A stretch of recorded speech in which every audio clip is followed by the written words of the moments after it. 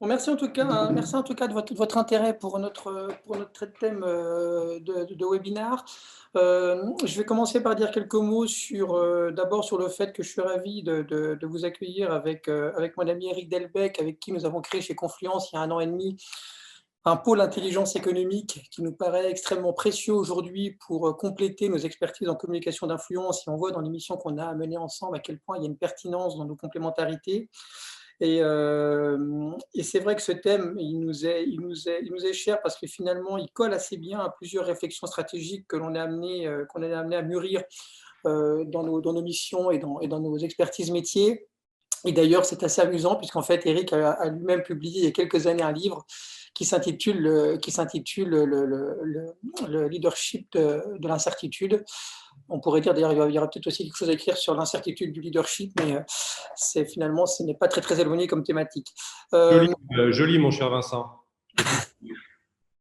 je vais commencer par ouvrir ce webinaire justement en revenant un petit peu sur ces notions de leadership et d'incertitude et en les confrontant aux problématiques contemporaines des entreprises. Parce que je crois qu'il y a des choses effectivement intéressantes à décanter, à partager, sur lesquelles on aura peut-être l'occasion d'échanger dans ce webinaire. D'abord, ce qui est notable, c'est que le leadership des entreprises aujourd'hui, c'est un leadership d'engagement. C'est une tendance globale, c'est une tendance forte, systémique, notable. Aujourd'hui, les entreprises construisent leur légitimité et elles objectivent leurs valeurs sur le terrain de l'intérêt général, sur la finalité sociétale de leurs activités. Ce leadership, il repose donc sur la valorisation de cette contribution sociétale de leur mission, pardon. Et d'ailleurs, emblématique de tout ça, l'émergence de ce fameux concept de raison d'être. On le retrouve d'ailleurs dans le libelle des raisons d'être, cette mise en exergue de l'engagement. On le retrouve quand les entreprises n'ont pas de raison d'être dans leur signature ou dans l'expression de leur purpose. Voilà.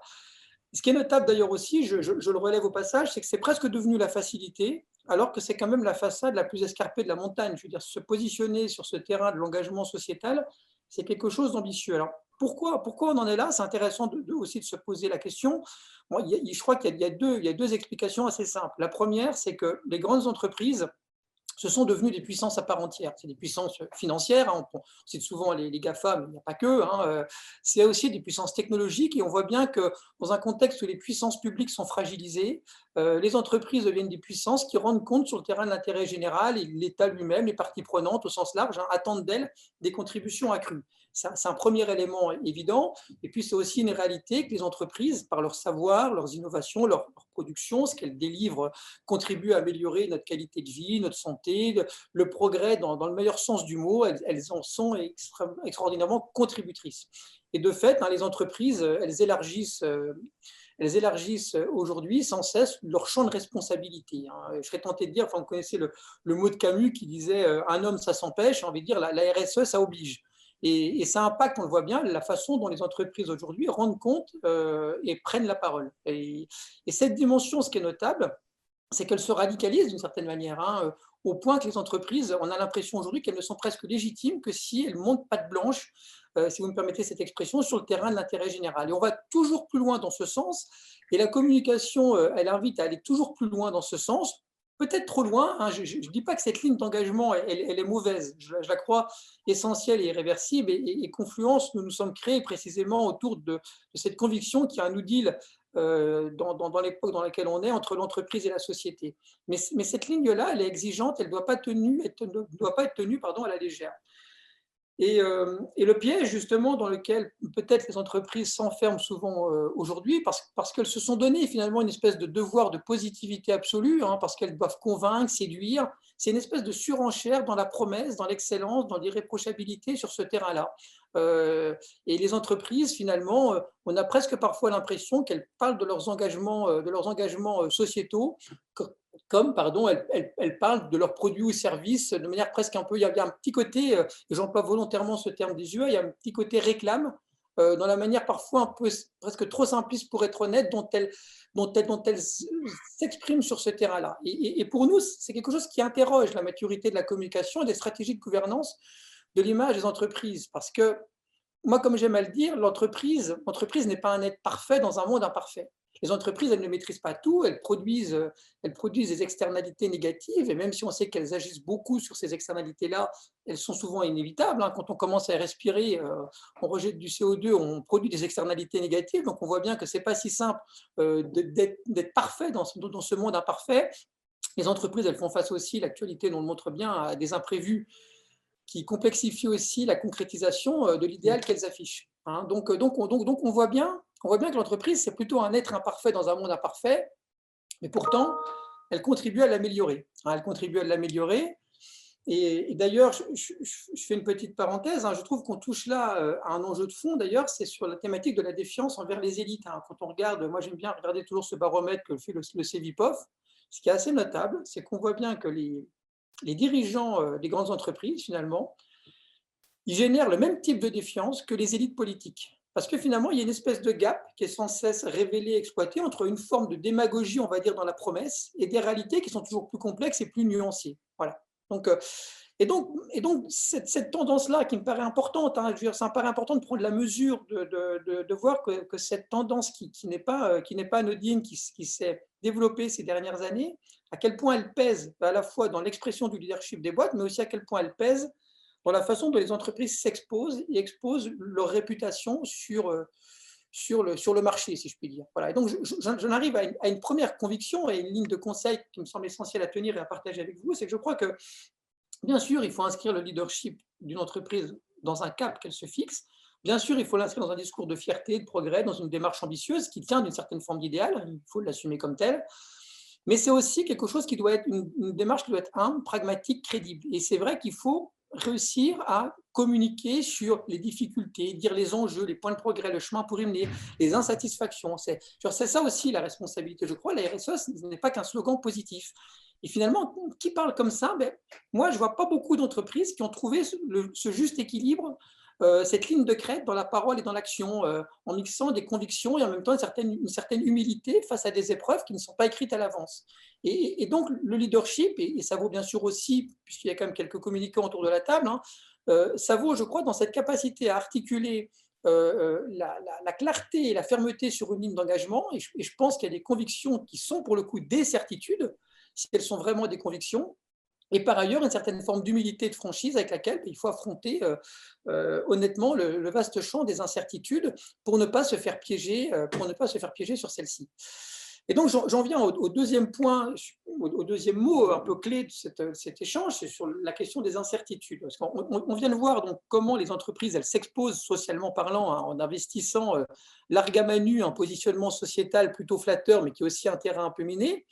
Parce que force est de constater que cet engagement, il arrive aussi, et c'est d'ailleurs aussi sans doute une autre explication pour laquelle il y a aussi de plus en plus de questions de société dans la vie des entreprises, c'est qu'on voit bien qu'on est dans une société où il y a énormément d'incertitudes. Vous connaissez ce fameux acronyme, je pense, qu'emploient les militaires pour qualifier le théâtre des opérations, VUCA, tout ce caractère volatile, incertain, complexe, ambigu, mais Eric, je pense, abordera en profondeur ces enjeux-là.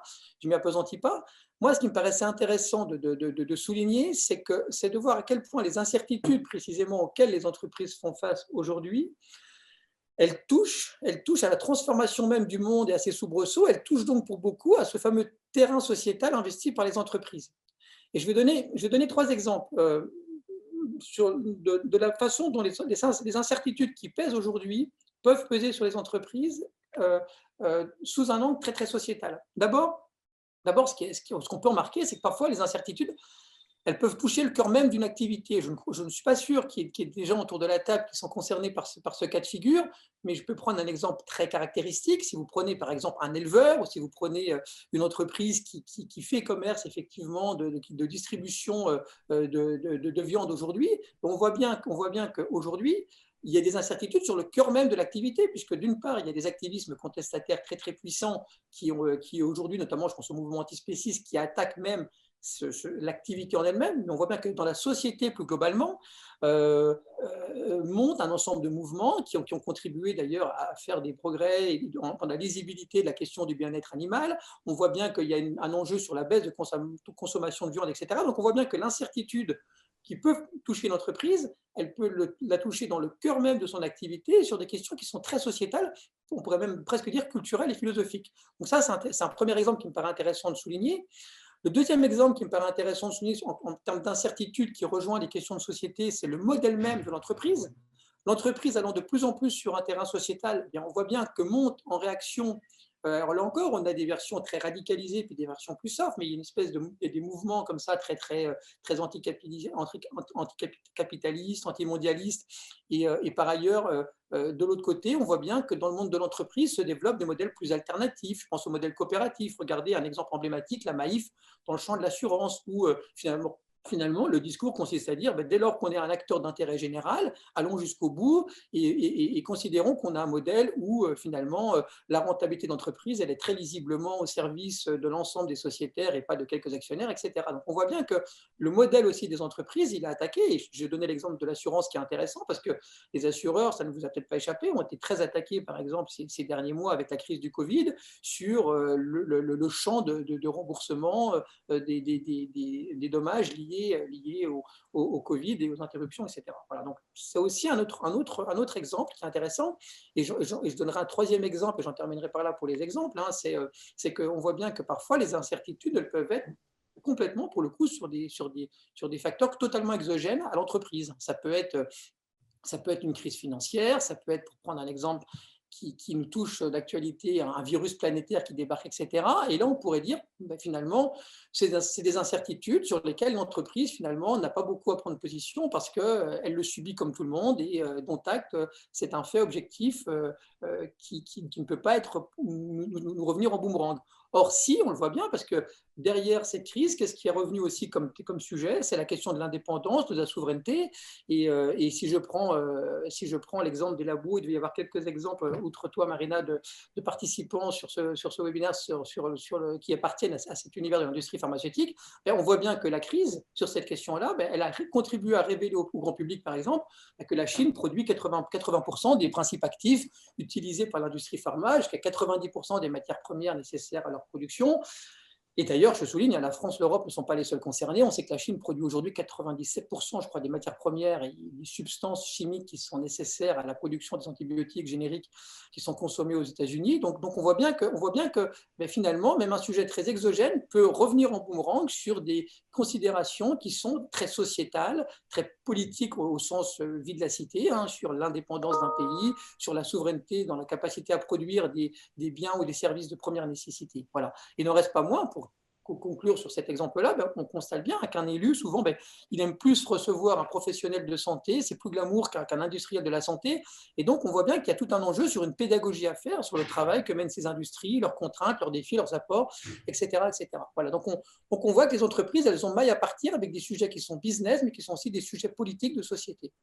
Voilà. Je conclurai en disant que finalement tout ça se complique bien sûr avec une société très Big Brother. On est dans une société qui est à la fois très paranoïaque, complotiste tantôt, tout simplement sous-polée. On a des gens qui aujourd'hui utilisent les réseaux sociaux pour exprimer contre l'entreprise la moindre insatisfaction et la renvoyer sur le terrain de ses engagements responsables. Donc on voit bien que les incertitudes, elles touchent aussi aux mécaniques d'observance et de mobilisation des acteurs dans la société contemporaine. Il y a une espèce d'autosurveillance continue. Dans son dernier bouquin, Régis Debray, il a cette phrase que je trouve assez amusante. Il dit « L'équipement numérique permet le tir au pigeon, et n'importe qui peut désormais dégommer d'un clic un pigeonneau qui est au pinacle ». Donc c'est vrai qu'on voit bien qu'en plus, la toile de fond de l'information, la toile de fond de l'observance de la société par elle-même renforce une vigilance sur à la fois ces incertitudes dans leur caractère sociétal et le terrain d'engagement des entreprises. Donc, voilà. Donc je crois que la connexion entre le leadership et la question des incertitudes aujourd'hui est très très marquée par ce terrain de l'engagement sur le terrain de la société. Voilà. Je te laisse, Eric, continuer sur ce que tu avais à nous dire. Merci Vincent. Bonjour d'abord à toutes et à tous, parce que tout à l'heure, je crois que tout le monde n'était pas arrivé, donc c'est chose faite.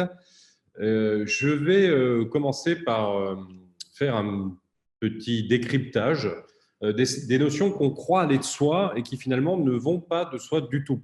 Alors, l'incertitude, c'est un mot valise qui répond parfaitement à ce descriptif, mais on va voir aussi que la conflictualité, le chaos, la stratégie, finalement, sont des mots qu'on pose, le leadership aussi, sans bien savoir ce qu'ils recouvrent. Alors, c'est le titre de ce webinaire de ce matin. L'incertitude est très honnêtement aujourd'hui un mot qui pose problème. Pourquoi? Parce qu'en fait, ça arrive sur un fond, un imaginaire qui nous laisserait penser qu'on vit dans un monde absolument imprévisible, où il n'y a que de l'imprédictibilité. C'est faux. C'est absolument faux. Ce qui me paraît, moi, très, très clair, qui me paraît clair, non pas parce que je l'aurais théorisé tout seul dans mon coin, mais parce que j'ai eu l'occasion de le constater dans les organisations où j'ai pu passer et celles que l'on peut traiter, que ce soit dans le public comme dans le privé, c'est qu'en fait, on est encore très tributaire d'une manière de considérer la stratégie qui n'est pas de la stratégie. C'est-à-dire, on confond planification et stratégie. On vient d'un monde, pour être clair, celui des 30 Glorieuses, dans lequel on confondait planification et stratégie. Quelle est la différence? La planification se fait en milieu fermé, dont vous maîtrisez absolument ou à peu près l'ensemble des critères de fonctionnement. Donc, planifier, ça n'est pas prévoir dans un contexte d'incertitude. Faire de la stratégie, c'est mener une action finalisée dans un milieu conflictuel, et donc incertain parce qu'il est conflictuel, mais pas incertain au sens où il serait, si vous voulez, un petit peu magique, et où l'on ne saurait pas, intéressant d'ailleurs comme thème, la pensée magique, et où l'on ne saurait pas repérer des tendances, cartographier des acteurs et travailler sur leur interaction. Parce que finalement, c'est bien ça le cœur du sujet, c'est de rentrer dans une logique de scénarisation, dans une logique dynamique. C'est ce dont on souffre généralement en matière de cartographie des risques et des menaces, c'est qu'on fait des listes à la Prévert, mais on fait rarement des scénarios dignes de ce nom. Donc, je maintiens et j'affirme qu'on est toujours dans l'orbite intellectuelle de la planification et pas de la stratégie. Et pourquoi est-ce que c'est difficile de faire de la stratégie? Véritablement, parce que ça suppose plusieurs compétences. Je le disais, d'abord être capable de cartographier des acteurs hostiles, ou en tout état de cause pas forcément amicaux, un milieu qui est mouvant, et de scénariser, c'est-à-dire d'arriver à comprendre ce que sont l'interaction des différents acteurs ou des différentes situations auxquelles vous êtes confrontés. Et naturellement, une organisation, et plus elle est grande, plus elle est vraie, moins elle est agile pour faire ce travail, et moins elle consacre de temps finalement à aller en profondeur dans l'analyse stratégique. Alors, je vous parlais tout à l'heure de risques et de menaces. Quelle différence déjà je fais entre ces deux mots qui sont censés aujourd'hui expliquer l'incertitude? Les risques, ce sont les dangers à caractère accidentel, et les menaces sont le domaine de la sûreté, c'est-à-dire ce sont les malveillances. Quel est notre problème aujourd'hui? C'est essentiellement les malveillances. Bien évidemment, il peut y avoir des risques extrêmement compliqués qui vont, à travers le prisme de ce que moi j'ai l'habitude d'appeler le risque systémique, c'est-à-dire globalement la logique médiatique et juridique, c'est-à-dire le journaliste et le juge, vont finir par poser des problèmes à une organisation. Il n'en reste pas moins que la menace, c'est-à-dire l'acteur hostile, c'est bien ce qui pose problème aujourd'hui aux organisations, et c'est bien ce qui fait qu'il y a cette insécurité réputationnelle permanente et que l'on craint la crise. Aujourd'hui, qu'est-ce que c'est que la crise? C'est essentiellement, de manière très intuitive, l'idée non seulement qu'on va avoir des problèmes opérationnels, ça va de soi, mais qu'à un moment donné, on va être mis en cause par des organisations ou des personnes physiques qui ont un intérêt à une logique de déstabilisation de l'organisation. Vincent parlait tout à l'heure des animalistes un peu frénétiques, mais aujourd'hui, vous avez, à travers les anticapitalistes violents, à travers ces animalistes, à travers des environnementalistes, à travers des formes même de délinquance extrêmement violente, des acteurs qui en permanence sont susceptibles de provoquer des dommages réputationnels assez forts. Et comment le font-ils? En exploitant ce que Vincent a souligné, c'est-à-dire une dissonance cognitive, pour employer les grands mots, extrêmement puissante entre les valeurs revendiquées d'une organisation, entre sa raison d'être, comme l'on dit dorénavant, et la réalité de ses pratiques. Ce qui est intéressant là-dedans, parce qu'une fois qu'on a parlé de cette dissonance, c'est bien, mais il faut comprendre pourquoi la plupart du temps se révèlent des difficultés pour les organisations, c'est que le management des risques, les logiques, les politiques, les stratégies de sûreté sont toujours un parent méconnu de l'ensemble des autres métiers de l'organisation, et notamment de sa gouvernance et de la capacité de leadership de la gouvernance. Je m'explique, jusqu'à présent, ce domaine de la sécurité, de la sûreté et du management des risques apparaissait comme totalement subordonné, comme étant un truc au mieux de, je ne sais pas comment il faudrait dire, d'agents de sécurité privés, d'anciens policiers, d'anciens militaires, d'anciens gendarmes, ou carrément un truc de barbouze. Or, aujourd'hui, le management des risques et en particulier la sûreté sont un véritable détecteur de ces dissonances dont nous parlons avec Vincent. La plupart des organisations, alors bien évidemment il y a toujours des exceptions, ont des vulnérabilités qui la plupart du temps ne sont pas authentiquement traitées. Alors, bien évidemment, on dit le contraire, on fait de très belles cartographies des risques et on explique qu'on a des dispositifs correctifs. Ça peut être plus ou moins vrai, c'est-à-dire on peut prendre quelques mesures, mais en fait, la jonction entre la réalité de ces dispositifs et les vulnérabilités de l'organisation et la capacité à vraiment comprendre la dissonance que ça produit, elle est énorme. Et il y a eu un révélateur absolument formidable, bien qu'on ne soit pas là dans l'ordre de la menace mais du risque, c'est la crise Covid que nous continuons à traverser, qui met à jour beaucoup de nos insuffisances en la matière. Alors vous allez me dire là, effectivement, typiquement, c'est le canaris, puisque le virus ne nous en veut pas personnellement, certes, mais il est exploité par un certain nombre d'acteurs. Alors, parfois, ce ne sont pas des acteurs, des radicaux violents ou politisés, mais ça peut même être les réseaux sociaux ou les journalistes. Et de quoi se rend-on compte? Que finalement, on a souffert de cette absence de logique stratégique dont je parlais tout à l'heure. Qu'a mis à jour la logique du Covid, c'est qu'on avait en théorie pris ce risque en compte, mais qu'en fait, très concrètement, on n'en avait pas mesuré les impacts réels dans les organisations.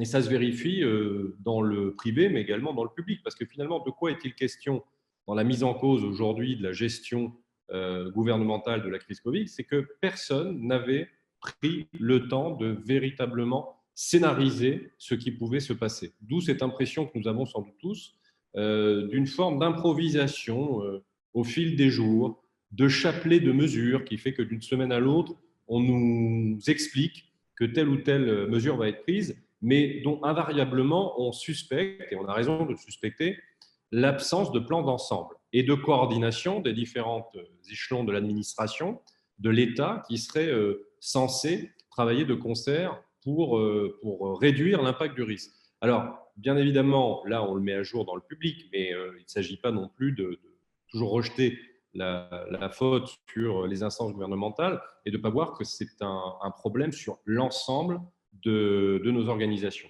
Quand on parle également de forme d'incertitude, je pense qu'on se trompe. Encore une fois, je prends ce point-là qui me paraît particulièrement important, sur la notion d'imprévisibilité.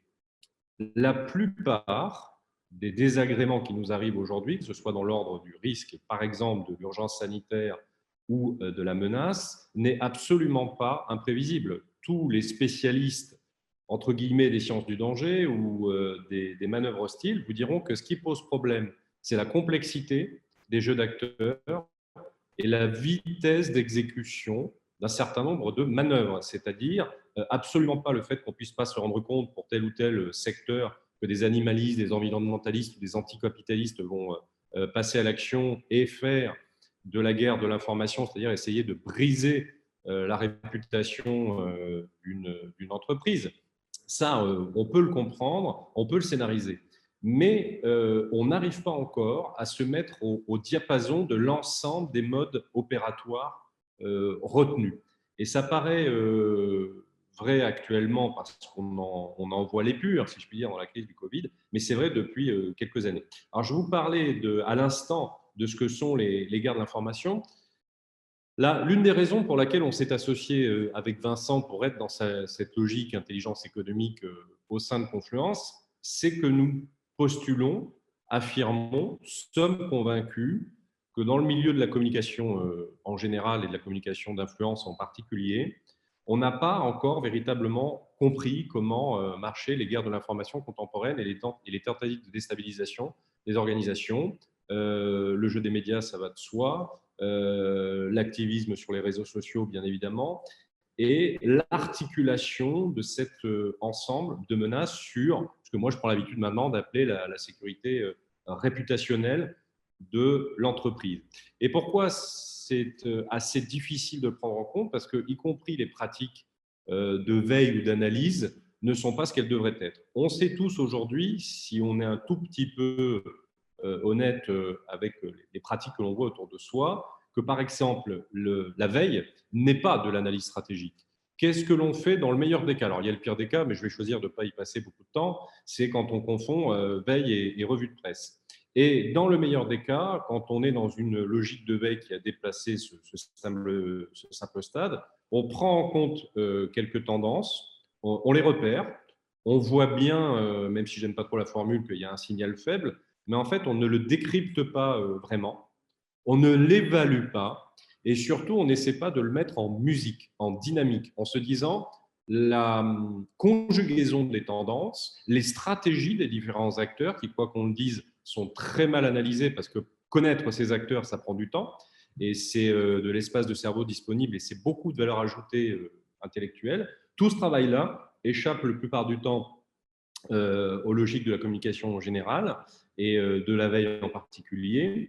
Et de surcroît, il est très difficile à faire parce que ce métissage des expertises que nous, on promeut n'existe pas véritablement, que cette dimension intelligence économique, que cette dimension sûreté, que cette dimension veille qui est issue du monde de la stratégie n'existe pas véritablement dans les métiers de la communication.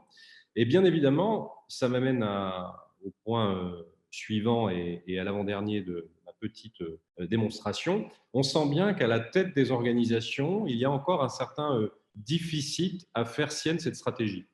Euh, Pourquoi? Parce que je pense que c'est particulièrement déstabilisant psychologiquement. Je me suis souvent fait cette remarque à travers les années de savoir pourquoi les dirigeants n'allaient pas un peu plus loin dans la considération de cette dynamique que nous, on promeut en matière de communication, ou plutôt de communication jointe à la démarche d'intelligence économique, parce que ça nécessite vraiment de mettre en question les routines de l'organisation et de produire quelque chose qui a un prix en matière de temps, un prix en matière de discussion, peut-être parfois de formes pour le coup, d'incertitude et de friction au sein des organisations, qui est l'alignement stratégique des métiers. Vous avez toujours dans des organisations des gens qui font des constats qui sont assez proches de la réalité. Mais pour que l'ensemble de ce savoir-être, de savoir-faire, fasse en sorte que tout le monde travaille de concert, c'est assez difficile. Alors, sans rentrer trop dans le détail, qu'est-ce que moi j'ai constaté sur le métier de l'intelligence économique quand il est exercé en tant que métier d'intelligence économique et pas du tout dans la logique de métissage dont on parle avec Vincent? Eh bien, vous avez des espèces comme ça je ne sais pas comment il faudrait dire, de lanceurs d'alerte ou de pionniers dans les organisations, dont le bureau finit par être coincé entre la photocopieuse, la machine à café et les toilettes, et qui essaie en permanence d'attirer l'attention des autres fonctions d'entreprise, des autres métiers, sur des styles, des préconisations, des mesures, des comportements qui seraient de nature peut-être à améliorer ce dont nous pensons que c'est un manque, c'est-à-dire cette stratégie de cartographie de la menace un peu fine et donc de préoccupation de la sécurité réputationnelle. Ce qui fait que vous pouvez avoir, sur un exemple très concret qu'on a vécu récemment avec Vincent, une analyse des personnes en charge de la réputation dans une organisation assez fine, qui dit bien ce qu'il y a à dire, mais qui n'arrive absolument pas à modifier les pratiques d'une direction financière, qui continue notamment à se mouler dans une communication financière qui elle-même est très maladroite. C'est-à-dire de voir dans des articles, dans des messages sur les réseaux sociaux, des prises de position qui vont irriter l'ensemble des parties prenantes, voire éventuellement les clients. Et pourquoi ça se produit? Parce que finalement, ces métiers ne sont pas alignés stratégiquement et qu'un directeur financier n'a pas conscience du poids psychologique des paroles qu'il produit. Alors, je n'ai pas de solution encore à cette question du désalignement stratégique, mais on voit bien à quel point c'est important dans les organisations quand on considère pourquoi des diagnostics qui peuvent être posés en interne ou avec le concours des bons prestataires externes n'arrivent pas à modifier en profondeur les pratiques. Et je pense également que ça fait fond, au bout du compte, sur une insuffisante réflexion sur ce qui est devenu, ce qui est davantage encore la spécialité de Vincent que la mienne, le monde de la communication. Et la communication financière, la communication interne, la communication externe sont encore des notions qui ont cours dans l'organisation, alors qu'en vrai, ça ne marche plus. Et il n'y a pas de communication financière aujourd'hui qui est isolée de la communication externe ou interne. Donc, cet alignement stratégique dont je parlais, de cohérence des messages, ce que normalement est censé nous dire la raison d'être, c'est-à-dire une organisation aujourd'hui doit avoir un ou plusieurs messages, ils doivent être cohérents, ils doivent être vraisemblables et ils doivent pouvoir s'appliquer en tout temps et en tout lieu. Et si la dissonance est trop grande entre cette raison d'être et les pratiques constatées, et je fais jour avec mes activistes de tout à l'heure, puisque la logique des activistes va être en permanence de mettre à jour cette dissonance et d'y prospérer à la mesure de l'écart qui les sépare. Donc nous sommes convaincus pour ce qui nous enfin pour ce qui nous regarde et en tout cas ce que nous on souhaite mettre en œuvre, que toute logique aujourd'hui de sécurité réputationnelle doit viser à maîtriser cet écart et impose finalement une espèce de dynamique permanente de diagnostic ou d'audit, mais je préfère diagnostic qui est un terme un peu plus humble, des pratiques de l'organisation et donc aussi de beaucoup de prise de distance et de créativité dans la manière dont on va considérer ces actions et voir comment elles peuvent être impactées par le type de société dans lequel on vit, c'est-à-dire fortement conflictuelle et fortement marquée par des logiques activistes de déstabilisation. Donc on pourrait décrire plus avant les caractéristiques, mais il est important plutôt de commencer à entrer en dialogue plutôt d'aller plus loin, mais absolument ne pas mésestimer ce que ça dit sur l'évolution de la communication d'influence aujourd'hui, parce que je ne suis pas persuadé qu'on ait pris toute la mesure. Voilà ce que je voulais dire pour ma part, et Vincent, peut-être as-tu quelque chose à rajouter? Je veux juste dire deux mots parce qu'on avait aussi envie que ce webinaire soit aussi un moment d'échange et que ce soit quelque chose aussi d'itératif. Non, mais pour rebondir sur ce que tu disais, Eric, je crois que il y a une chose effectivement qui est frappante. Alors c'est vrai qu'il y a une perspective dans le temps comme il y en a une dans l'espace, mais on fait souvent le constat, nous, hein, que des entreprises finalement gèrent finalement dans des phases de crise aiguë des choses qui n'ont pas été effectivement appréhendées en avant et comme tu le disais Eric, qui pourtant ont été en partie identifiées. Et c'est intéressant pour faire le lien avec ce que je disais tout à l'heure, c'est-à-dire que d'un côté on a un positionnement sociétal des organisations qui augmentent de fait leur exposition à la société et médiatique, et qui augmentent aussi les risques. Or, on a l'impression qu'il y a parfois une forme d'attentisme, de crispation sur des risques effectifs qui sont sous-estimés ou mésestimés. Et je crois que cette dimension prospective qui entre aujourd'hui dans nos méthodologies de travail chez Confluence et qui repose en partie sur ce que Eric vous expliquait, je crois que ce qui est très très important, c'est que cette dimension prospective, c'est qu'elle soit conjuguée avec un socle d'expertise et de conviction que porte une entreprise. C'est-à-dire qu'on ne peut pas considérer que cette prospective, elle soit complètement gérée de manière opportuniste. C'est-à-dire que ce n'est pas parce qu'il y a des tendances qui donnent un petit peu le sens du vent que le sens du vent, il a forcément raison. Et je crois que là-dessus, il faut continuer dans une logique de défense de conviction. C'est Flaubert qui disait si vous ne voulez pas vous tromper, tenez pour fausses toutes les idées qui sont chères à votre temps. Je pense que malgré tout, il peut y avoir parfois des tendances de fond qui sont à la manœuvre parce qu'elles sont si comment dirais-je, guidés par des intérêts et par des acteurs qui effectivement sont dans un écosystème d'influence à un moment donné. Et pour autant, on peut très bien identifier des montées en puissance de tendances, hein, et qui se mettent en place, et pour autant en tenir compte, parfois y adhérer, parfois ne pas y adhérer, et savoir tenir le cap de sa conviction. Et je pense que c'est ça aussi qui relève du leadership. C'est en quoi est-ce qu'on est capable à un moment donné de changer sa position, et en quoi parfois on ne doit pas changer sa position.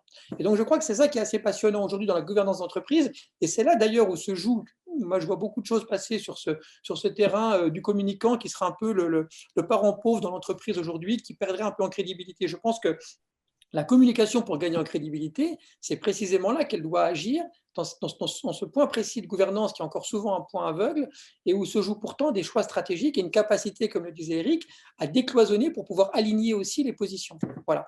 Donc, si Eric, sauf si tu as quelque chose à rajouter sur mon rajout, Non. je pense qu'on peut ouvrir le dialogue et vous inviter à poser les questions que vous avez envie de nous poser. Ou tout simplement, même parfois, sans que ce soit des questions d'ailleurs, hein, de commenter, de témoigner, de partager vos propres réflexions ou analyses sur tous ces sujets-là. On vous laisse fonctionner parce que bon, on peut fonctionner par la conversation, mais on n'est pas très nombreux, on est une vingtaine, donc on peut fonctionner en micro ouvert, hein. Donc si certains veulent prendre la parole, ils sont les bienvenus.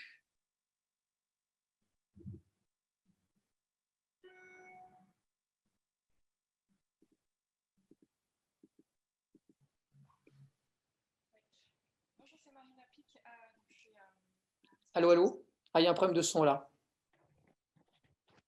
Est-ce que vous m'entendez mieux comme ça? Oui. Oui.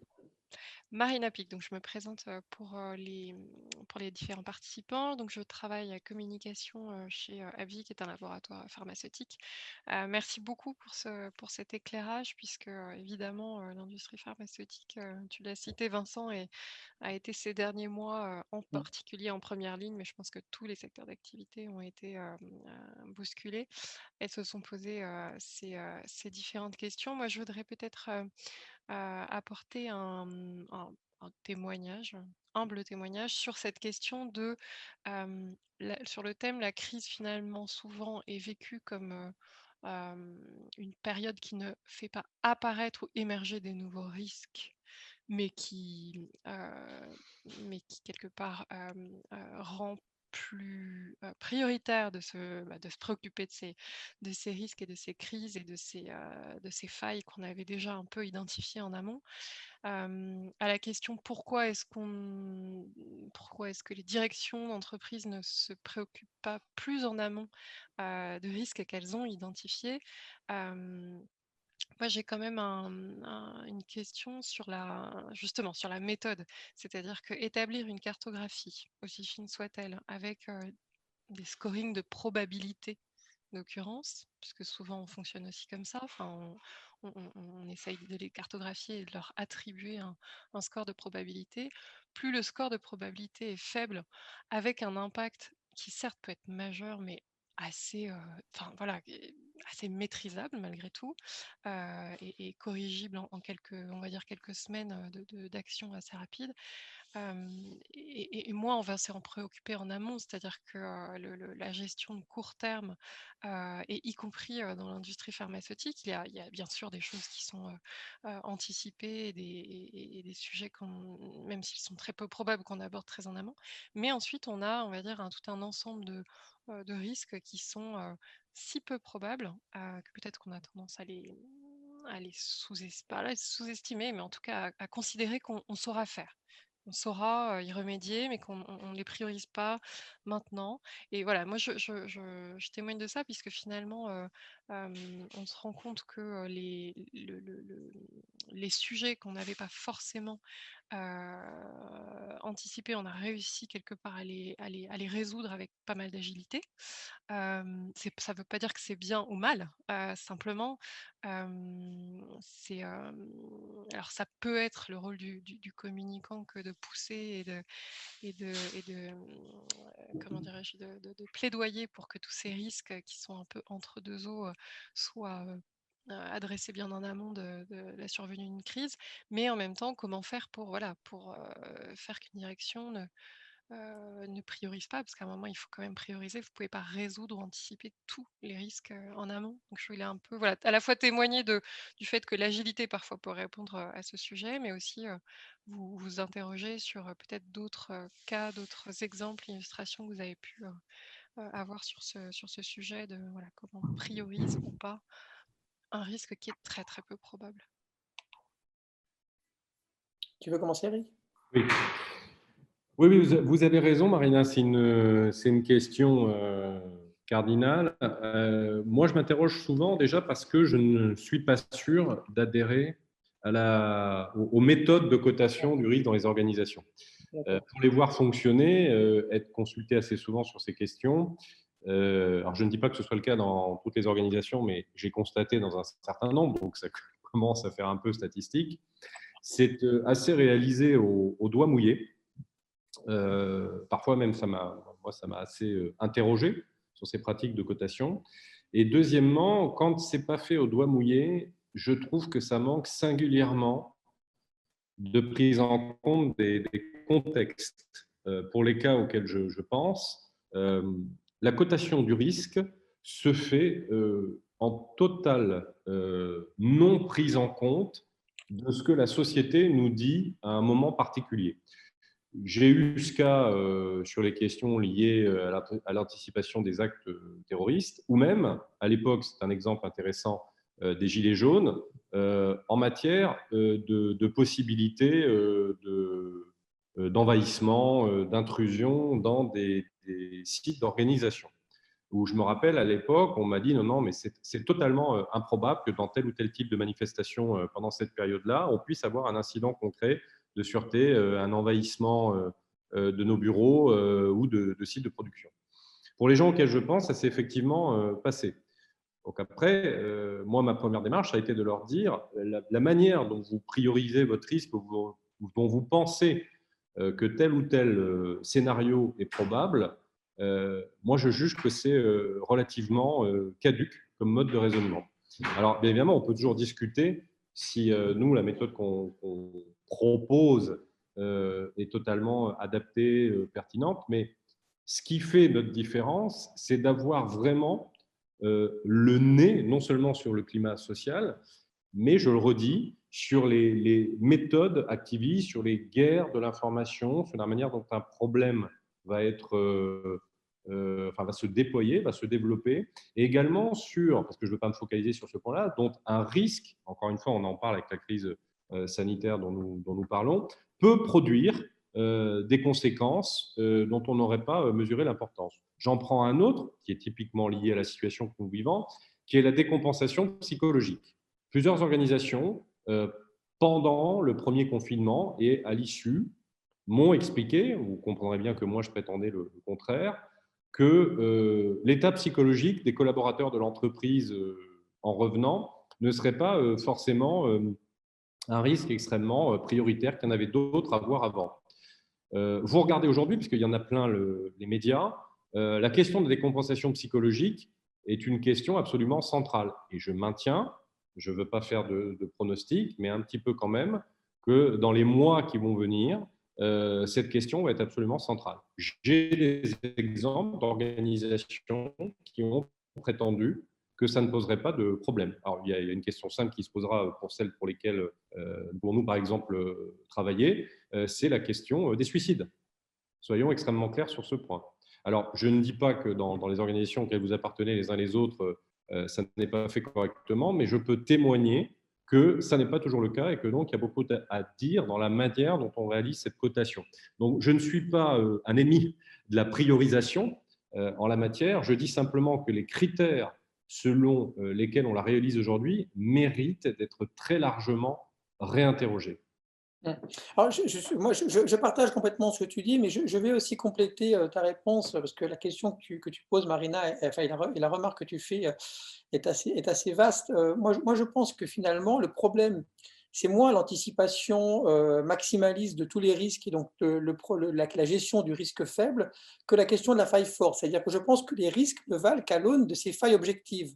Et on résout bien, en général, quand tu évoquais tout à l'heure que dans certains cas de figure, on se trouve qu'on résout bien finalement une situation complexe qu'on n'avait pas forcément hyper anticipée. Si on la résout bien la plupart du temps, c'est parce qu'on est cohérent a priori sur la manière dont on était organisé pour gérer cette situation complexe. Or, en revanche, parfois, ce qui se passe, c'est qu'on constate qu'il y a des failles qui sont assez objectives et qui ne sont pas vues. Et là, je pense que d'ailleurs, les méthodes qu'on partage, les méthodes très IE qu'on partage avec Eric par rapport à la com, je trouve que c'est assez flagrant en gestion de crise. C'est-à-dire que moi, j'ai souvent vu, et j'ai été amené à accompagner de manière connexe des clients sur des problématiques d'émissions type cash investigation.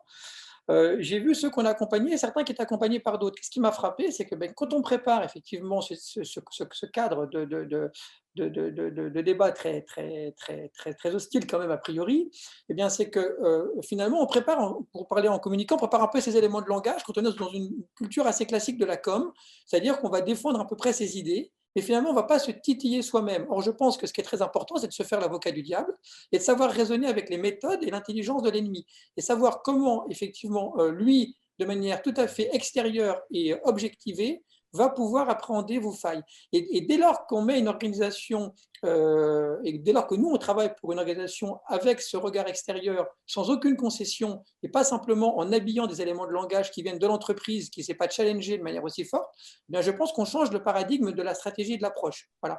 Et je ferai une autre remarque, je crois que ce qui est aussi intéressant parfois, c'est que les entreprises n'ont pas à prendre sur elles un peu toute la misère du monde. C'est-à-dire que je crois que parfois, il y a des risques qu'il faut savoir mutualiser.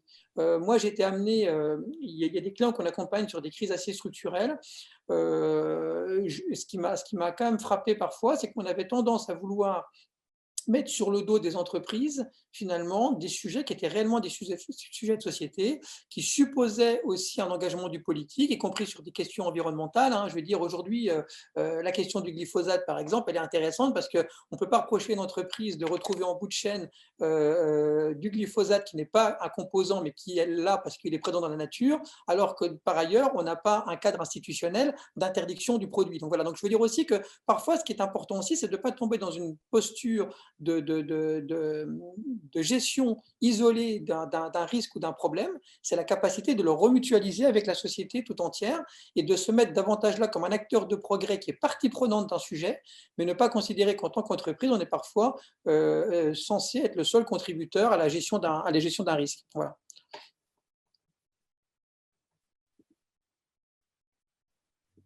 Je ne sais pas si quelqu'un d'autre veut témoigner, partager une réflexion, poser une question. Si même, Marina, tu voulais rebondir sur ce qu'on a pu évoquer. Sentez-vous très à l'aise pour échanger, contribuer. C'est l'idée aussi, nous on aime bien ces webinaires, ne pas être trop long aussi pour pouvoir justement permettre de l'échange. On est entre professionnels qui avons des expériences à partager, donc n'hésitez vraiment pas, c'est toujours intéressant d'avoir des contributions comme ça d'entreprises qui viennent d'horizons très très différents. Oui, bonjour, Valérie Lottier du groupe Pierre et Vacances Center Parks. Merci en tous les cas pour cette présentation quand on parle d'engagement, contribution sociétale. C'est toujours très, très intéressant et je dirais que le groupe Pierre et Vacances Center Parks, qui est un acteur, je dirais, européen dans le secteur du tourisme, aujourd'hui fait face à notamment des enjeux, on va dire, réputationnels et qui sont plus liés à des sujets de développement. On avait évoqué ces sujets avec l'agence et avec Eric, notamment sur tous ces aspects-là. La difficulté que je voudrais faire partager, c'est vrai qu'on a des positions et quelque part, on essaye de donner du sens à notre communication, de dire réellement qui nous sommes, mais on est souvent face à des détracteurs qui sont des détracteurs minoritaires, mais qui ont quand même aujourd'hui une force de frappe, et notamment sur tous les réseaux sociaux, etc. Et on le voit, et on le voit notamment dans le traitement des médias aujourd'hui, où le traitement des médias a tendance à parler des choses qui ne vont pas plutôt que des choses qui vont bien. Et c'est vrai que c'est une problématique qui est un petit peu compliquée aujourd'hui, parce que comment gérer cette minorité alors qu'il y a un fort soutien majoritaire, on va dire, et ce qui est pas toujours évident. Voilà, c'était pour partager un petit peu ce point de vue. et notamment cette notion de minorité. Bonjour Valérie déjà. Bonjour. Oui, par rapport est-ce que tu peux préciser en revanche ce que tu dis quand tu parles d'un soutien majoritaire? Soutien majoritaire, on le voit de toute façon quand on est soutenu par rapport à une population, quand on est soutenu avec les élus. Je ne parle pas uniquement d'un point de vue économique, puisqu'à un moment donné, de toute façon, on le voit très bien, les entreprises ont des enjeux économiques, c'est clair, mais aujourd'hui, on ne peut plus raisonner qu'avec des enjeux économiques. Il faut en effet réfléchir aux enjeux sociétaux, ce que l'entreprise peut apporter, et c'est vrai que c'est tout le travail qu'on a pu faire sur notre raison d'être dernièrement, et surtout le travail que l'on fait notamment sur tout ce qui est stratégie RSE. Néanmoins, on le voit, je veux dire, la minorité aujourd'hui, alors on a pu le voir et c'est vrai que quelque part, ces risques-là, on a pu les identifier quand on voit la montée des Verts de plus en plus, je dirais, dans le milieu politique. Mais bon, nous, c'est plus par rapport à une problématique aujourd'hui de développement, et notamment sur le secteur en France. Donc, on le voit, on est soutenu par des associations, on est soutenu par une population, on est soutenu par des élus. Et vous avez une minorité qui arrive et qui, malheureusement, est très clivante, notamment sur les réseaux sociaux et qui, apparemment, semble très, très bien organisée également. Alors, moi, au-delà du cas de ton groupe en particulier, parce que j'essaie de raisonner à une échelle un peu moyenne, je reste quand même dans l'idée qu'on ne creuse pas assez les modes offensifs de ces minorités activistes dont on parle, et que, deuxièmement, on n'a pas toujours la capacité à solliciter comme il le faudrait les intervenants avec lesquels on pourrait faire corps, qu'ils soient publics ou privés. Je vois sur un secteur d'activité qui est totalement différent actuellement, dans les télécommunications. L'une des premières logiques, c'est d'arriver, enfin, ce qu'on recherche, c'est à rassembler les acteurs. Quand vous avez plusieurs opérateurs qui vivent absolument les mêmes choses, mais qui déjà n'arrivent pas véritablement à se parler et à définir une stratégie commune, alors, notamment en termes de communication d'influence, ça va de soi, mais même de sollicitation du politique. C'est un problème absolument essentiel par rapport à la réponse à ces minorités actives qui, là, en l'occurrence, détruisent des antennes relais. Et sur ce secteur en particulier, on en est là. C'est-à-dire qu'on n'arrive toujours pas à avoir la coagulation de ces acteurs, on n'arrive toujours pas à avoir des argumentaires communs, on n'arrive toujours pas à les faire réfléchir en profondeur aux arguments des contestataires qui viennent contre eux, et on n'arrive pas à leur faire tenir une position commune et même organiser des actions adéquates vis-à-vis des pouvoirs publics. Donc, avant même effectivement la capacité qu'on a à passer outre ces minorités activistes pour continuer à se développer, on voit bien que la logique de riposte n'est pas encore acquise en convergence des solidarités des partenaires, en analyse de leur mode opératoire et en sollicitation de l'État. J'ajoute que ça me permet de faire une petite digression là-dessus. Je ne suis pas certain que le secteur privé ait pleinement tiré toutes les conséquences du mode de réaction du politique aujourd'hui. Le mode de réaction politique aujourd'hui, c'est à partir du moment où il y a une actualité, à partir du moment où il y a une agitation médiatique, à partir du moment où il y a des enjeux qui les impactent par rebond, ils vont avoir une action. Aujourd'hui, aller vers le gouvernement, aller vers un ministère en particulier et exposer très simplement une problématique sans lui faire écho quelque part, en l'occurrence sans lui faire écho dans le monde médiatique, ça ne générera pas une réaction de l'État. Alors, pourquoi ça, c'est particulièrement important dans le cas d'espèce que je visais dans les télécommunications? Parce qu'en fait, notamment le ministère de l'Intérieur, que je connais en particulier, est un ministère de l'urgence, de la réaction, et non pas de l'anticipation. Donc, si vous venez le voir avec un problème dont il ne mesure pas l'urgence et que vous anticipez, il y a peu de chances que vous ayez une réaction. Donc, je pense qu'il y a quand même un peu de technicité insuffisante dans la sollicitation de ces partenaires et la mise en ordre des acteurs d'un secteur.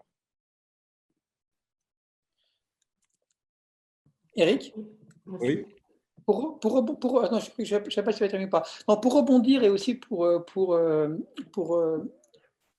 partager une réflexion dans le prolongement de l'exemple qu'évoquait Valérie. Nous, on le connaît bien, ce type de problème, parce qu'on travaille pas mal dans le domaine de l'agro-l'agri, où c'est particulièrement prégnant.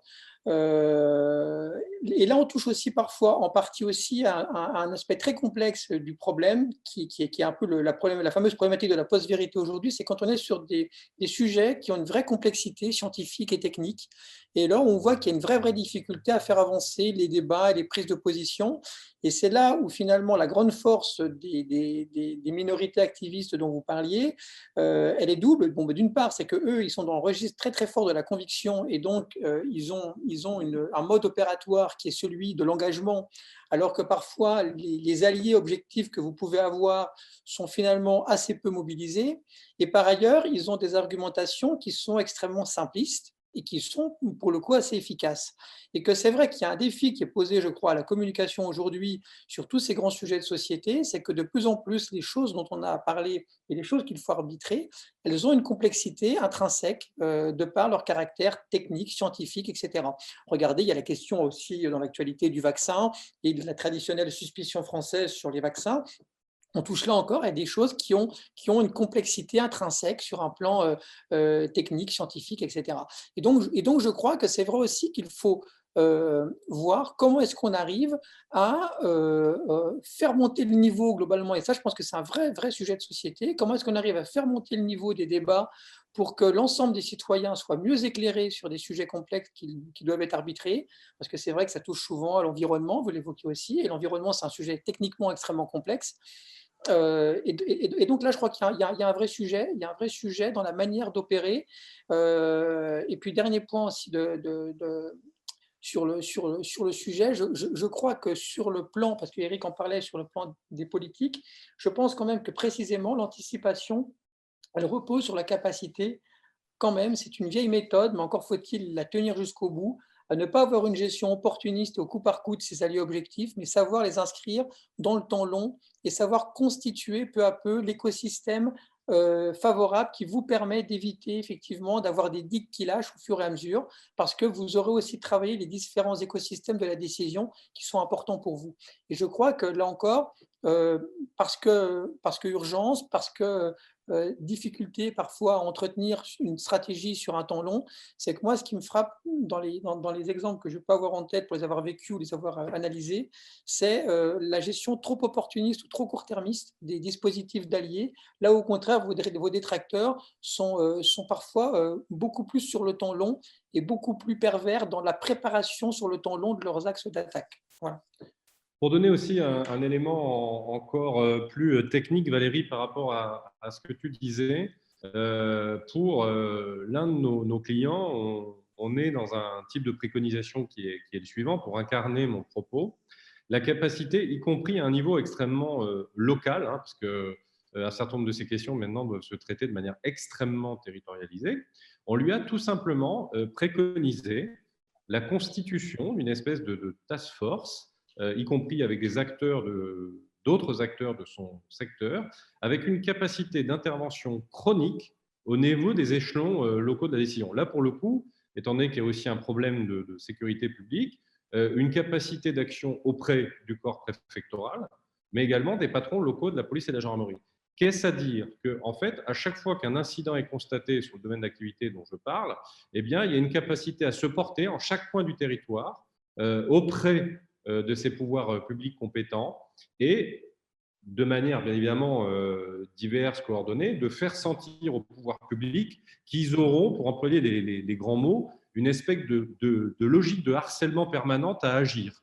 Alors je suis désolé de le dire parce que moi aussi ça me fend le cœur, mais pour obtenir aujourd'hui une réaction de l'État, il faut être comme ça dans l'insistance permanente. Ça également, c'est une technique qui est assez dérogatoire aujourd'hui parce que dans le passé, je prends Vincent pour témoin, on n'avait pas l'habitude de réagir de cette manière-là. Alors, sans vouloir faire nos anciens combattants, il y a encore 10 ou 15 ans, vous aviez le bon contact en cabinet ministériel, ça permettait d'arranger beaucoup de choses.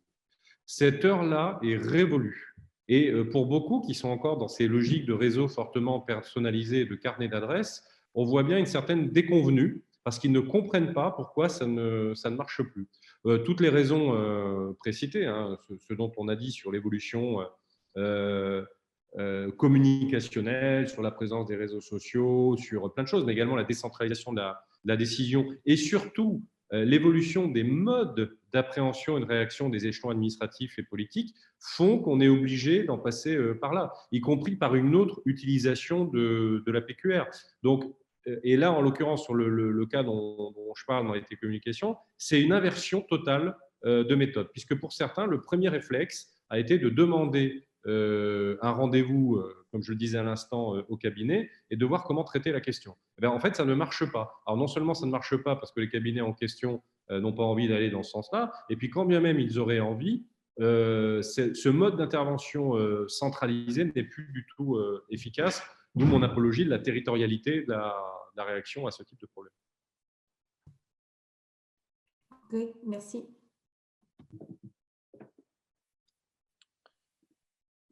On s'était donné 1 heure, mais il est midi 4. Si quelqu'un souhaite poser une dernière question, faire un commentaire, il est bienvenu. Sinon, nous en conclurons là, mais on a le temps. Donc, si quelqu'un souhaite commenter, revenir sur un point.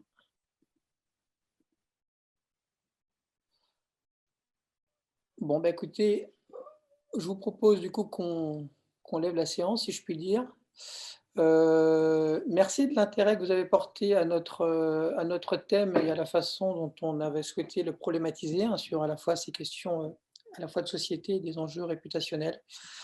J'espère que ça vous aura été utile. En tout cas, nous, c'est des sujets qui nous plaisent bien parce qu'on les croit porteurs dans le contexte actuel. Voilà, donc merci de votre participation, merci de votre intérêt. Au plaisir de vous retrouver. Au revoir. Merci à tous. Merci.